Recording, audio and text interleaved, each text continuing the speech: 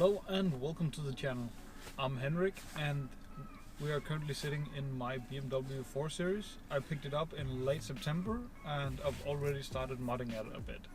You may have seen my latest video where I fit the trunk spoiler in the rear and I fit a BMC air filter in the front. Since then, in the past weeks, I've also gotten a new set of wheels for it. It's a set of Set Performance 18-inch wheels. They're going to be my winter wheels.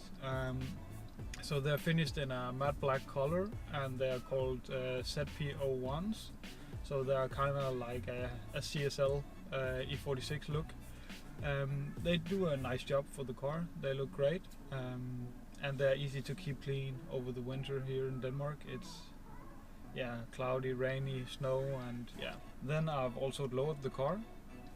The car has been lowered 25 millimeters in the front and 20 millimeters in the rear. For now it's just springs. It's a Eibach Sportline kit.